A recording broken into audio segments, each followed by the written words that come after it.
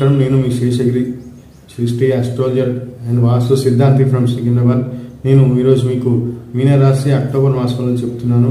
ఈ మీనరాశి వారికి ఈ మాసం గురుబలం కొంత ఉండడం వల్ల వీరికి కొన్ని పాజిటివ్ విషయాలలో అభివృద్ధి ఉంటుంది.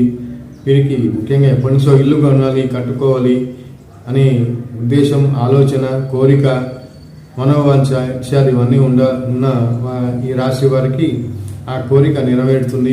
కొంత ముందు అడుగు వేస్తుంది. అంటే ఇల్లుకి లోన్ శాంక్షన్ అవ్వడం, పర్మిషన్ శాంక్షన్ అవ్వడం ఇత్యాదివన్నీ ఒక అడుగు ముందుకు వేస్తాయి. ఒక నెలలో ఇల్లు అయిపోతుందని కాదు, వీళ్ళు లేదా కొనుక్కోవాలి ఫ్లాట్స్ అనుకుంటున్నారు. ఇల్లు మంచి మనకు కావాల్సిన బడ్జెట్లో మనకు కావాల్సిన విధమైన ఇల్లు మనకు కంటబడుతుంది.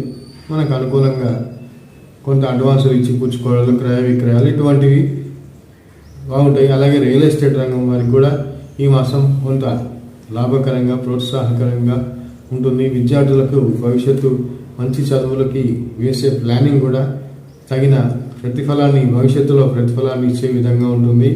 కొన్ని పనులు ఈ మాసం మీరు కొత్తగా ప్రారంభించాలనుకున్న ప్రాజెక్టులు కానివ్వండి, కొత్తగా చేసే నిర్మాణాలు కానివ్వండి, ఈ మాసం కొంత అనుకూలంగా ఉంటాయి.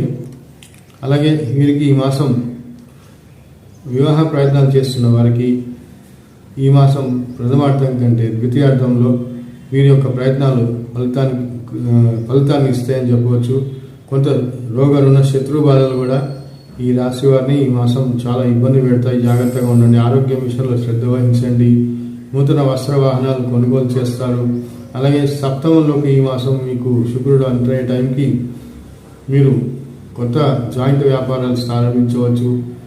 జీవిత భాగస్వామిలో మంచి జీవిత భాగస్వామి మీకు లభిస్తుంది అవివాహితులకి.